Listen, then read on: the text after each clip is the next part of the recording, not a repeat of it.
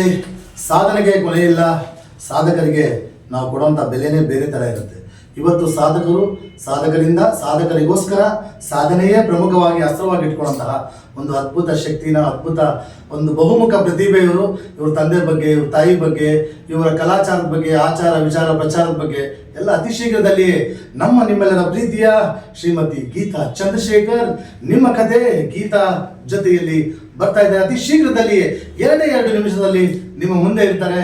ವೀಕ್ಷಕರೇ, ಮತ್ತೆ ಹೇಳ್ತಾ ಇದ್ದೀನಿ, ನಮ್ಮ ಚಾನೆಲ್ನ ಸಬ್ಸ್ಕ್ರೈಬ್ ಮಾಡಿ, ಲೈಕ್ ಮಾಡಿ, ಶೇರ್ ಮಾತ್ರ ಮಾಡೋದು ಮರಿಲೇಬೇಡಿ. ಜೈ ಹಿಂದ್. ಮೇಡಮ್, ನಿಮ್ಮ ಒಂದು ಸಂದರ್ಶನಕ್ಕೋಸ್ಕರ ನಾವು ಕಾಯ್ತಾ ಇದ್ದೀವಿ. ಕೊನೆ ವಾರದ ಸಂದರ್ಶನ ಅದ್ಭುತವಾಗಿ ಮಾಡಿದ್ರಿ. ಒಂದು ಅದ್ಭುತ ವ್ಯಕ್ತಿಯನ್ನ ಕೂರಿಸಿ ನೀವು ಮಾಡಿದ್ರಿ. ನಿಮಗೆ ಧನ್ಯವಾದಗಳು ಮೇಡಮ್. ಯಾಕೆಂದ್ರೆ 60ರ ನಂತರ ಎಲ್ಲರೂ ನಿವೃತ್ತಿ ಹೊಂದಬೇಕು ಅಂತ ಹೇಳ್ತಾರೆ. ನೀವು 60ರ ನಂತರ ನಿಮ್ಮ ಈ ಸಂದರ್ಶನದ ಒಂದು ಪಯಣವನ್ನ ಮುಂದುವರಿಸ್ತಾ ಇದ್ದೀರಲ್ಲ, ಹ್ಯಾಟ್ಸ್ ಆಫ್ ಮೇಡಮ್. ನಿಮ್ಗೆ ಒಳ್ಳೇದು ಮಾಡಲಿ. ನೀವು ತುಂಬಾ ಚೆನ್ನಾಗಿ ಸಂದರ್ಶನ ಮಾಡ್ತಾ ಇದ್ದೀರಾ. ಇದೇ ರೀತಿ ಮಾಡ್ಕೊಂಡು ಹೋಗಿ ಮೇಡಮ್. ಯಾರು ಏನೇ ಹೇಳಲಿ, ಯಾರು ಏನೇ ನಿಮ್ಮನ್ನು ಅನ್ಲಿ, ನೀವೇನು ವರಿ ಮಾಡ್ಕೊಳ್ಳೋದು ಅವಶ್ಯಕತೆ ಇಲ್ಲ.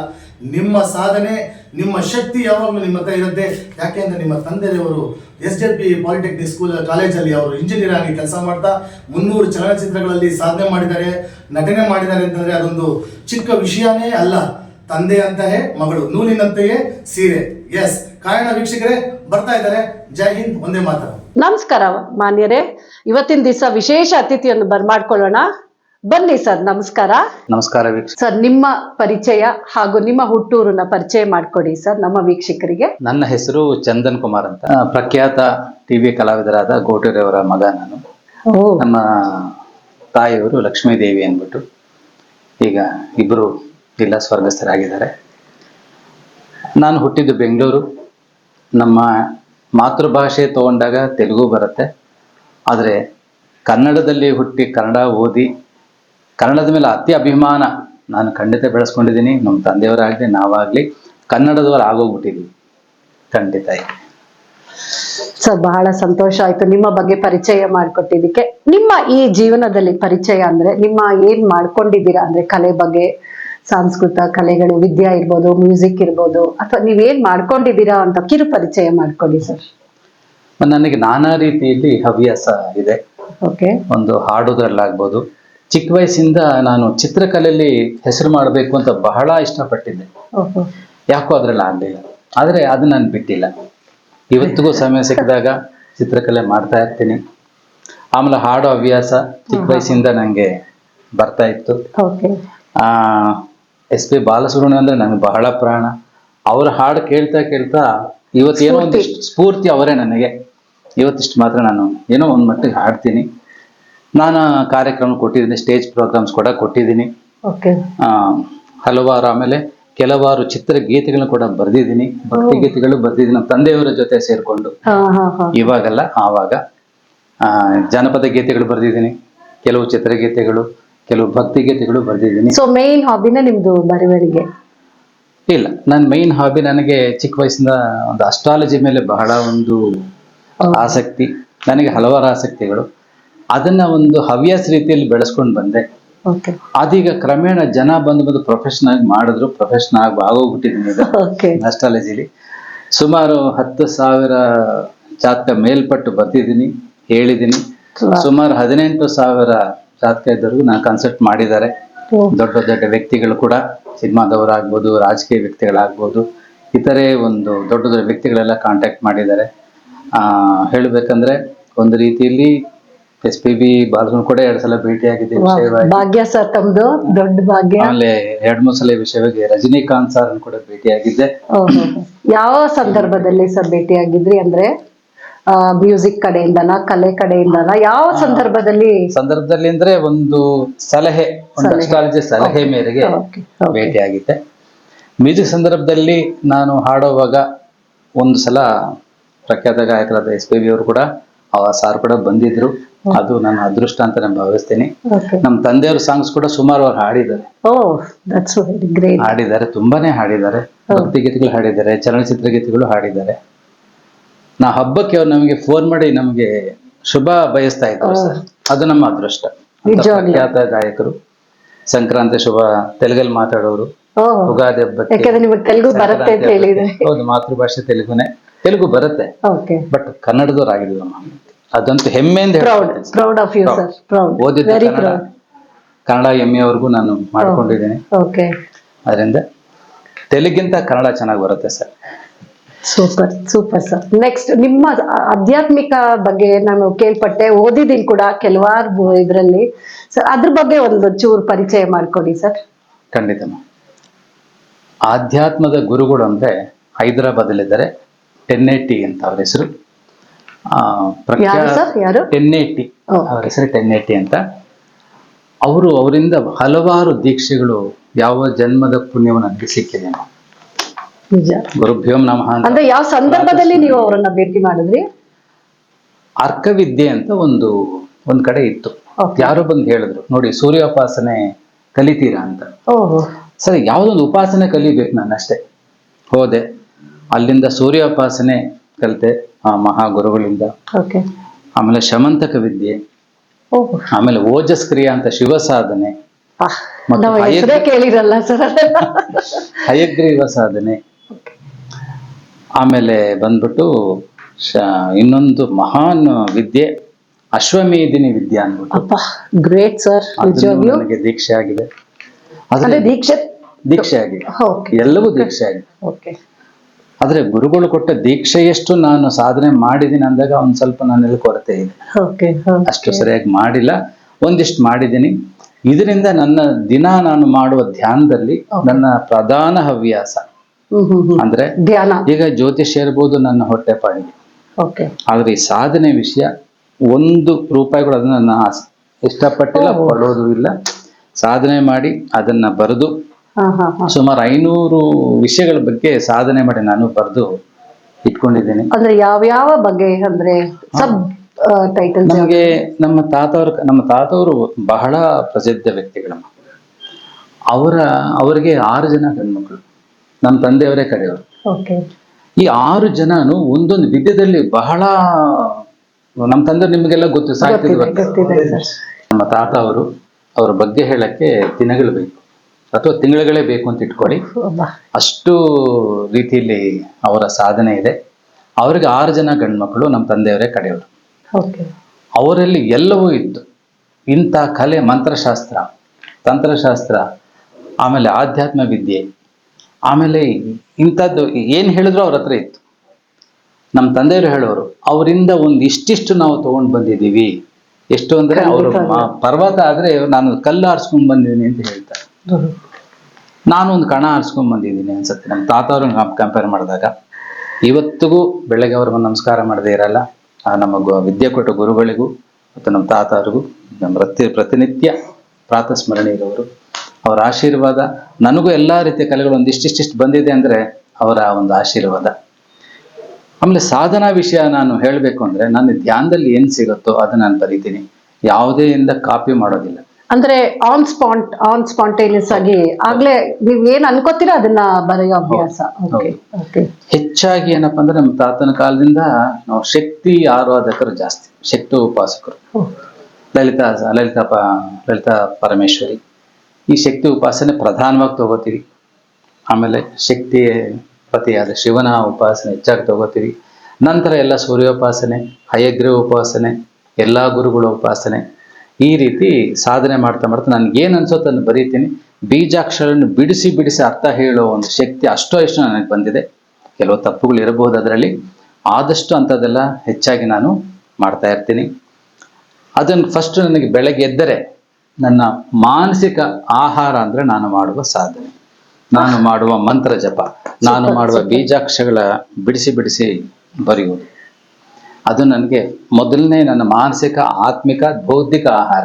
ಸರ್ ನೋಡಿ, ಆತ್ಮಿಕ, ಪೌರಿಕ ಆಹಾರ ಅಂತ ಹೇಳಿದೀರಾ, ಅದಕ್ಕೆ ನೀವು ಇಷ್ಟು ಆಕ್ಟಿವ್ ಆಗಿ, ಇಷ್ಟು ಆರೋಗ್ಯವಾಗಿ ನಿಮ್ಮ ತಾತ ಕೊಟ್ಟಿರೋ ಆಶೀರ್ವಾದ ನಿಮ್ಗೆ ಅಲ್ವಾ ಸರ್? ನೀವು ಈ ಆಧ್ಯಾತ್ಮಿಕ, ಈ ಸ್ಪಿರಿಚುವಲ್ ಆಗಿರ್ಬೋದು, ಮೆಡಿಟೇಷನ್ ಆಗಿರ್ಬೋದು, ಡ್ರಾಯಿಂಗ್ ಆಗಿರ್ಬೋದು, ಆ ಡ್ರಾಯಿಂಗ್ ನ ಕೆಲವ್ರಿಗೆಲ್ಲ ಹೇಳ್ಕೊಡ್ತೀರಾ ನೀವು? ಕ್ಲಾಸಸ್ ತಗೋತೀರಾ ಅಥವಾ ಇದ್ರ ಬಗ್ಗೆ ಏನಾದ್ರೂ ಮಾಹಿತಿಗಳು ಕೊಡ್ತೀರಾ?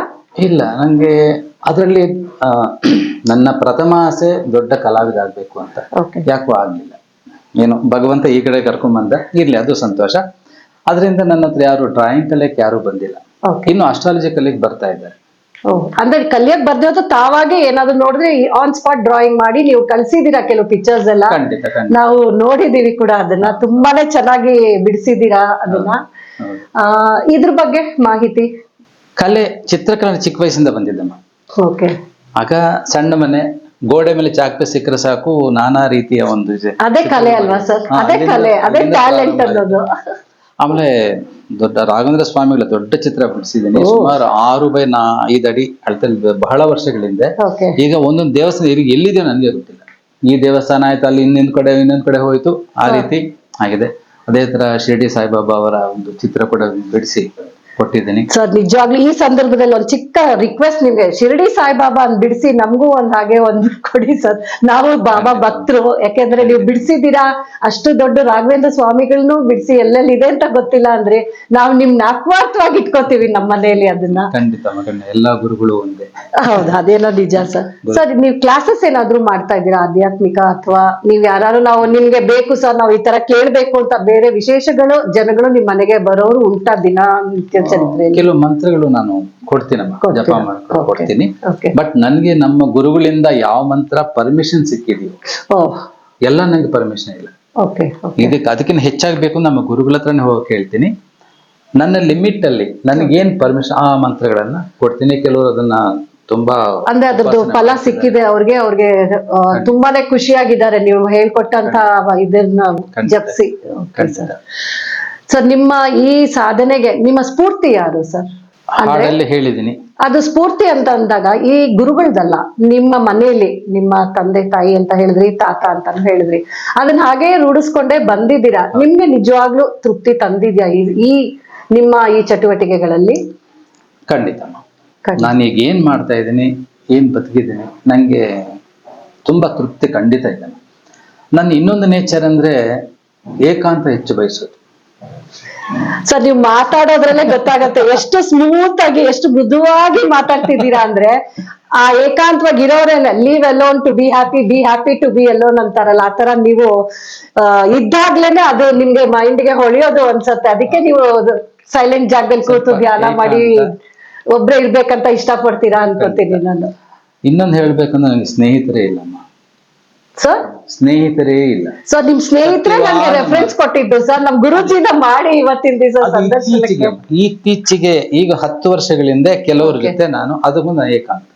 ಓಕೆ. ಏಕಾಂತವಾಗಿರ್ಬೇಕು, ನಾನೇನು ತುಳುಗು ನಾನೇನು ಬರ್ಕೋಬೇಕು. ಹೌದು, ಅವ್ರು ಹೇಳ್ತಾ ಇದ್ರು ನೀವು ಡಿಕ್ಟೇಟ್ ಮಾಡ್ತೀರಾ, ಅವ್ರು ಬರ್ಕೊಂಡು ಹೋಗ್ತಾ ಇರ್ತಾರೆ, ನಮ್ ಗುರೂಜಿ ಹೇಳ್ತಿರ್ತಾರೆ, ನಾನ್ ಬರ್ಕೊಂಡು ಹೋಗ್ತಾ ಇರ್ತೀನಿ ಅಂತ ಹೇಳಿದ್ರು. ನಂಗೆ ಅದಕ್ಕೂ ಹೇಳಕ್ ಖುಷಿ ಆಯ್ತು. ನಿಜವಾಗ್ಲೂ ಗುರೂಜಿ ಜೊತೆ ಅವರು ನೀವ್ ಹೇಳಿದಿನ್ ಬರಿತಾ ಇದ್ದೀರಾ ಅಂದ್ರೆ ನಿಜಕ್ಕೂ ಭಾಗ್ಯನೇ, ಅವ್ರ ಸೌಭಾಗ್ಯ ಅನ್ಬೇಕು ನಿಜವಾಗ್ಲು. ಆಮೇಲೆ ನನ್ನ 25 ವರ್ಷಗಳ ಒಂದು ಸಾಧನೆ ನಾನು ಸ್ಟಾರ್ಟ್ ಮಾಡಿದ್ದು. ಅದನ್ನ ಪೂರ್ಣಿಮಾ ಅಂತ ಒಬ್ರು, ಅವರು ನನಗ್ ಗೊತ್ತಿಲ್ಲ, ನಾನು ಹೇಳೋದನ್ನ ಅವರು ಬರ್ಕೊಳ್ಳೋರು, ಅವ್ರು ನನಗೆ ಗೊತ್ತಿಲ್ಲ. 15 ವರ್ಷ ಆದ್ಮೇಲೆ ಹೇಳಿದಾರೆ ನಿಮ್ದೆಲ್ಲ ನಾನು ಬರಿತಾ ಇದ್ದೀನಿ ಅಂತ. ಅದು ನಿಮ್ಗೆ ಗೊತ್ತಿಲ್ಲದೇನೆ ಅವರು ನನಗೆ. ನಾನು ಹೇಳ್ತಾ ಇದ್ದೆ ಫೋನಲ್ಲಿ, ಫೋನ್ ಕೇಳಿಸ್ಕೊಂಡು ಬರೆಯೋರು, ಮತ್ತೆ ಇಂಥ ವಿಷಯ ಸಿಗೋದಿಲ್ಲ ಅಂತ. ನಾನು ದಾಖಲೆ ಮಾಡ್ತಿರ್ಲಿಲ್ಲ. ಅದಕ್ಕೆ 15 ವರ್ಷ ಆದ್ಮೇಲೆ ಹೇಳ್ತಾರೆ, ಡೈರೀಸ್ ತೋರಿಸ್ತಾರೆ, ನೋಡಿ ನಿಮ್ ಸಾಧನೆ ಎಲ್ಲ ಬರೆದಿಟ್ಟಿದ್ದೀನಿ. ಆಕೆ ಸೇವೆ ಕೂಡ ಮಹಾನ್ ದೊಡ್ಡದು. ಸರ್ ಈ ತರ ಬರ್ದಿಟ್ಟಿರೋ ಅಂತಹ ಸೇವೆ ಅಥವಾ ಅವ್ರು ಏನ್ ದಾಖಲೆ ಮಾಡಿಟ್ಟಿದಾರೋ, ನಿಮ್ಗೆ ಯಾರಾದ್ರು ಅಂದ್ರೆ ಸಮಾಜ ಗುರ್ತಿಸಿ ನಿಮ್ಮನ್ನ ಪ್ರಪಂಚಕ್ಕೆ ನೀವು ಇಂಥವ್ರ ವ್ಯಕ್ತಿ ಅಂತ ಗುರ್ತಿಸಿದಾರ? ನೀವು ಯಾವ ಅಸೋಸಿಯೇಷನ್ ಆಗಿರ್ಬೋದು, ಆರ್ಗನೈಸೇಷನ್ ಆಗಿರ್ಬೋದು? ಇಲ್ಲವ, ನಂಗೆ ಹೇಳಿದ ಪ್ರಚಾರಕ್ಕೆ ಅಷ್ಟೇ ಹೋಗೋದಿಲ್ಲ. ನನ್ನ ಸ್ವಭಾವ. ಯಾರಾದ್ರೂ ಈ ತರ ಯಾರಾದ್ರೂ ತಿಳಿದು ಕರೆದ್ರೆ ಒಂದಿಷ್ಟು ಹೇಳ್ತೇನೆ ಹೊರತು ನಂಗೆ ಹೆಸರು ತಾವಾಗೆ ಅಲ್ಲ. ಹೆಸರು ಅಂತಲ್ಲ, ನೀವ್ ಹೇಳ್ತಾ ಇದ್ದೀರಾ ನೀವ್ ಇದ್ ಮಾಡ್ದೆ ಅದ್ ಮಾಡ್ದೆ, ನಾವು ಕೇಳಿಸ್ಕೊಂಡಿರ್ತೀವಿ ಸರ್ಗೆ ಈ ತರ ನಾವು ಸನ್ಮಾನ ಮಾಡ್ಬೇಕು ಅಂತ ಒಂದು ಆರ್ಗನೈಸೇಷನ್ ಮುಂದೆ ಬರ್ತಾರಲ್ಲ, ಅಂಥವ್ರು ಯಾರಾದ್ರೂ ಬಂದು ನಿಮ್ಗೆ ಗುರ್ತಿಸಿದಾರ? ಡಾಕ್ಟರೇಟ್ ಪದವಿ ಸಿಕ್ಕಿದ್ಯಾ? ಅದನ್ನ ಸಂದರ್ಭನ ಹಂಚ್ಕೊಳ್ಳಿ ಸರ್. ನಂಗೆ 2 ಡಾಕ್ಟರೇಟ್ ಪದವಿ ಸಿಕ್ಕಿದೆ. ಒಂದು ಈ ಒಂದು ಸಾಧನಾ ವಿಷಯಗಳ ಮೇಲೆ, ಸ್ಪಿರಿಚುವಲ್ ಇದರ ಮೇಲೆ ಕೆಲವು ಓದ್ಬಿಟ್ಟು ದೊಡ್ಡ ಸಂಸ್ಥೆಯಿಂದ ನನಗೆ ಅದರಲ್ಲಿ ಡಾಕ್ಟರೇಟ್ ಸಿಕ್ಕಿದೆ. ಜ್ಯೋತಿಷ್ಯದಲ್ಲಿ ಡಾಕ್ಟರೇಟ್ ಸಿಕ್ಕಿದೆ.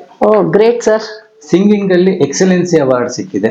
ಸೊ ಸಿಂಗಿಂಗ್ ಅಂದ್ರೆ ಯಾವ ತರ ಹಾಡುಗಳು? ನೀವು ಬರೀ ಭಕ್ತಿಗೀತೆ ಮತ್ತು ಚಲನಚಿತ್ರಗೀತೆಗಳು. Super sir. ಹಾಗಾದ್ರೆ ನೋಡಿ, ಎಂತೆಂತ ಕಡೆಯಿಂದ ಯಾವ ಫೀಲ್ಡ್ ಅಲ್ಲಿ ಇಲ್ಲ ನೀವು, ನಾವು ಪಿಕ್ ಮಾಡ್ಬೇಕು ಅಂದಾಗ ಸಿಂಗಿಂಗ್ ಅಂತ ಬಂತು ನೋಡಿ. ಆಮೇಲೆ ಕಲೆಕ್ಷನ್ಸ್ ವಿಷಯ ಬಂದಾಗ ಹಳೆ ನೋಟುಗಳು, ಹಳೆ ಕಾಯಿನ್ಸು, ಹಳೆ ಸ್ಟಾಂಪ್ಸ್, ಓಕೆ. ಆಮೇಲೆ ದೊಡ್ಡ ದೊಡ್ಡ ವ್ಯಕ್ತಿಗಳ ಆಟೋಗ್ರಾಫ್ಸ್.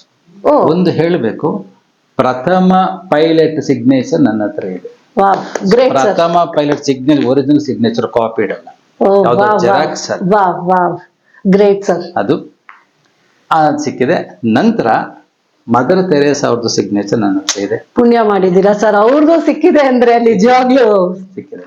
ಗ್ರೇಟ್. ಆಮೇಲೆ ಯೇಸುದಾಸ್ ಅವ್ರದ್ದು, ಓ ಆಮೇಲೆ ಡಾಕ್ಟರ್ ರಾಜ್ಕುಮಾರ್ ಅವ್ರದ್ದು, ಅಪ್ಪಾಜಿದು ಕೂಡ, SP ಬಾಲಸುಬ್ರಹ್ಮಣ್ಯಂ ಅವ್ರದ್ದು, ಅವ್ರದ್ದಂತೂ ಸುಮಾರು ಗುರುಗಳದು ಹತ್ರ ಇದ್ದೀರಾ ನೀವು ಅವ್ರಿಗೆ. ಸಿಕ್ಕಿದೆ. ಈ ತರ ಕಪಿಲ್ ದೇವ್ ಅವ್ರದ್ದು, ಫಸ್ಟ್ ಪ್ರೆಸಿಡೆಂಟ್ ವೆಂಕಟರಾಮನ್ ಅವ್ರದ್ದು, ಓಕೆ ಇಂದಿರಾ ಗಾಂಧಿ ಅವ್ರದ್ದು. ಓಕೆ. ಈ ಸ್ಟಾಂಪ್ ಕಲೆಕ್ಷನ್ಸ್ ಎಲ್ಲ ಹೋಗಿ ಮಾಡ್ತಾ ಇದ್ರಿ ಸರ್? ಸ್ಟಾಂಪ್ ಕಲೆಕ್ಷನ್ಸ್ ನಮ್ಮ ತಂದೆಯವರು ಪೋಸ್ಟಲ್ ಡಿಪಾರ್ಟ್ಮೆಂಟ್ ಅಲ್ಲಿ ಇದ್ರು, ಓಕೆ. ಫಸ್ಟ್ ಅಲ್ಲಿ ಕೆಲಸ ಮಾಡ್ತಿದ್ರು.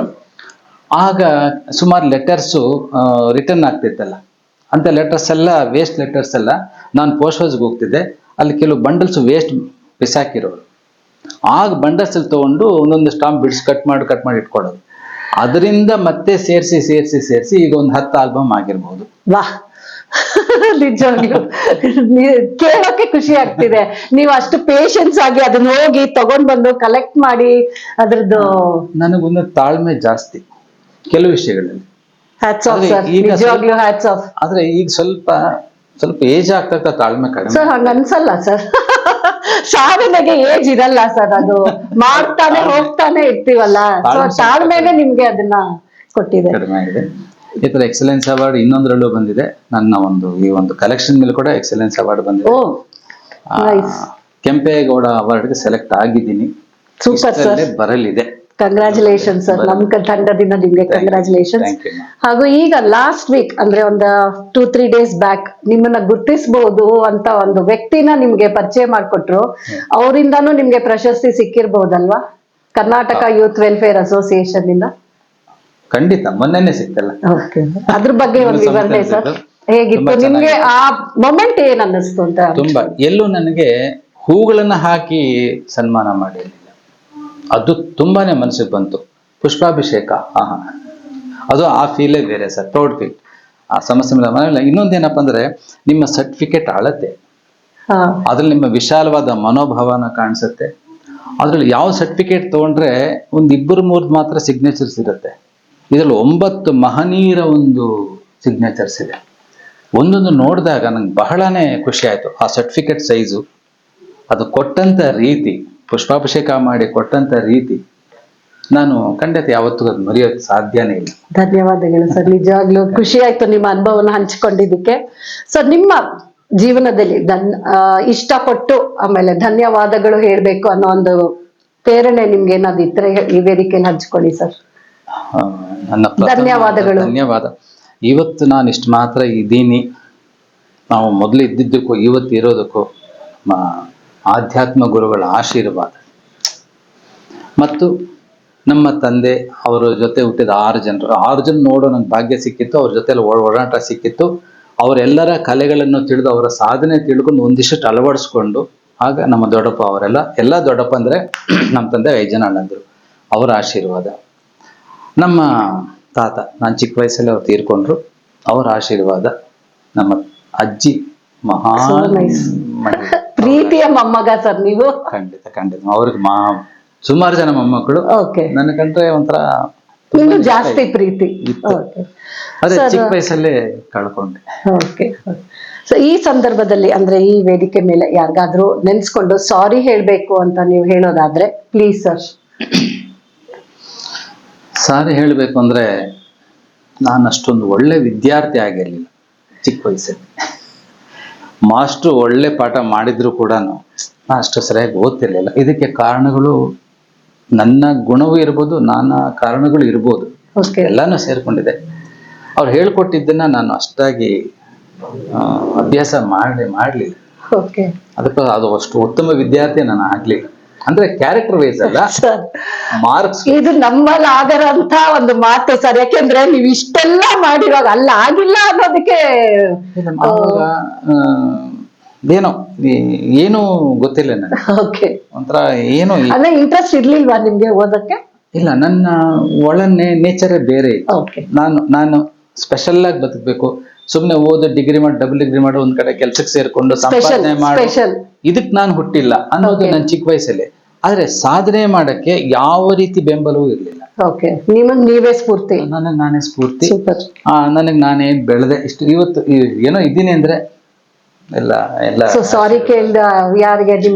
ನಮ್ಮ ಟೀಚರ್ಸ್ಗೆ ಅವರು ಕಷ್ಟಪಟ್ಟು ಪಾಠ ಹೇಳ್ಕೊಟ್ರು. ಅವ್ರು ಹೇಳ್ಕೊಡೋ ಸರಿಯಾಗಿ ನಾವು ಓದು. ನೋಡಿ, ಅಪ್ಪ ಅಮ್ಮಂದ್ರು ನೀನ್ ಇಂಜಿನಿಯರ್ ಆಗೋ, ನೀನ್ ಡಾಕ್ಟರ್ ಆಗೋ, ನೀನ್ ಅಡ್ವೊಕೇಟ್ ಆಗೋ ಅಂತ ಎಲ್ಲಾರು ಇವತ್ತಿಗೂ ಮಕ್ಕಳನ್ನ ತುಂಬಾನೇ ಹಿಂಸೆ ಮಾಡ್ತಾರೆ. ಆದ್ರೆ ನೀವು ನಿಮಗ್ ನೀವೇ ಮಾಡ್ಕೊಂಡು ನೀವೇ ಡಿಫ್ರೆಂಟ್ ವರ್ಲ್ಡ್ ಅಲ್ಲಿ ಬಂದು ಈ ತರ ನಮ್ ಜೊತೆ ಎಲ್ಲ ಹಂಚ್ಕೊಂಡಿದ್ದೀರಾ. ತುಂಬಾನೇ ಧನ್ಯವಾದಗಳು ಸರ್. ನಮ್ಮ ಈ ಪುಟ್ಟ ವೇದಿಕೆ ಅಂದ್ರೆ ನಮ್ಮ ಈ ಚಾನಲ್ಗೆ ನಿಮ್ಮ ಹಿತನುಡಿಗಳು ಸರ್. ನಿಮ್ಮ ಹಿತನುಡಿಗಳು ಹೇಳೋಷ್ಟು ನನ್ಗೆ ಇಲ್ಲ. ಅನಿಸಿಕೆಗಳು ಹಂಚ್ಕೊಳ್ಳಿ. ಖಂಡಿತ.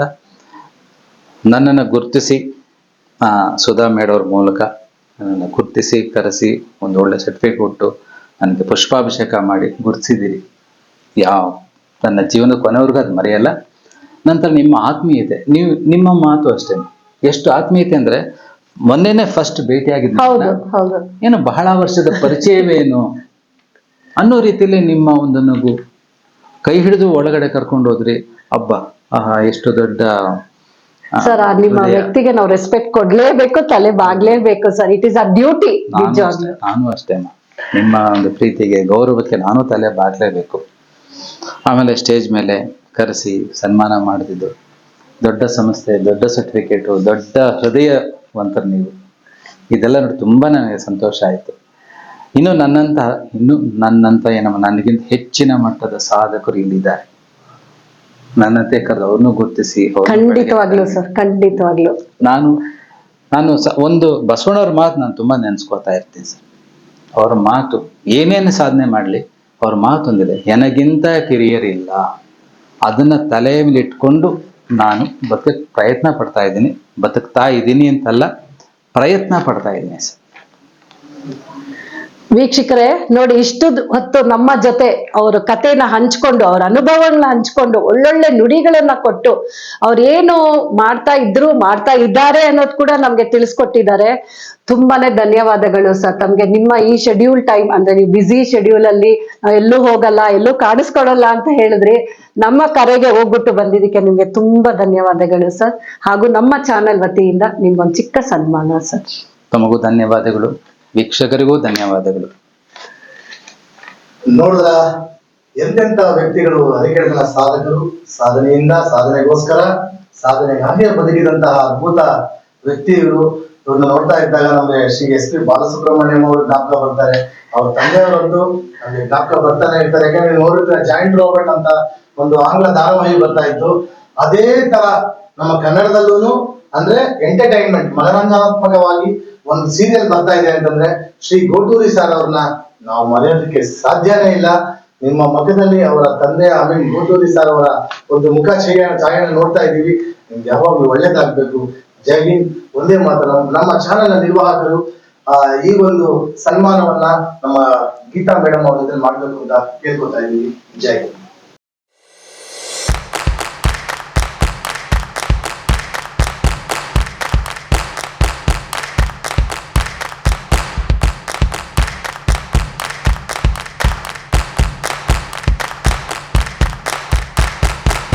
ನೋಡಿದ್ರಲ್ಲ ವೀಕ್ಷಕರೇ, ತುಂಬಿದು ಕೂಡ ತುಳ್ಕೋದಿಲ್ಲ ಅಂತ. ನಿಜವಾಗ್ಲೂ ಇಂಥ ಸಂದರ್ಶನ ನೋಡ್ತಾ ಇದ್ದಾಗ ನನಗೆ ಅನಿಸ್ತಾ ಇತ್ತು, ಯಾಕೆಂದ್ರೆ ಕ್ಯಾಮ್ರಾ ಹಿಂದೆ ಇದ್ದಿದ್ದು ನಾನೇ. ಯಾಕೆಂದ್ರೆ ಅವ್ರ ಪ್ರತಿಯೊಂದು ಅನುಭವಗಳನ್ನ ಹೇಳ್ತಾ ಇರ್ಬೇಕಾದ್ರೆ ಮೈ ರೋಮಾಂಚನ ಆಗುತ್ತೆ. ವೀಕ್ಷಕರೇ, ಆದಷ್ಟು ಬೇಗ ನಿಮ್ಮ ಮುಂದೆ ಇವರು ಸಂದರ್ಶನ ಬಂದೇ ಬರುತ್ತೆ. ವೆಯ್ಟ್ ಮಾಡಿ. ಹೇಳಿದ್ನಲ್ಲ, ಸಾಧನೆಯಿಂದ ಸಾಧನೆಗೋಸ್ಕರ ಸಾಧನೆಗಾಗಿ ಮಾಡಿದಂತಹ ಒಂದು ಸಂದರ್ಶನ ನೀವೆಲ್ಲರೂ ಇಷ್ಟಪಡ್ತೀರಾ. ಸಬ್ಸ್ಕ್ರೈಬ್ ಮಾಡಿ, ಲೈಕ್ ಮಾಡಿ. ಮತ್ತೆ ವೀಕ್ಷಕರೇ, ನಮ್ಮ ಪ್ರೀತಿಯ ಹೆಮ್ಮೆಯ ಗೀತಾ ಮೇಡಮ್ ಅವರ ಜೊತೆ ಅಂದ್ರೆ ಗೀತಾ ಕತೆ ನಿಮ್ಮ ಜೊತೆ ಅವರ ಒಂದು ಸಂದರ್ಶನ ನೋಡೋಕೆ ಬರ್ತಾ ಇರ್ತೀರಾ. ವೆಯ್ಟ್ ಮಾಡಿ. ಜೈ ಹಿಂದ್, ಒಂದೇ ಮಾತರಂ.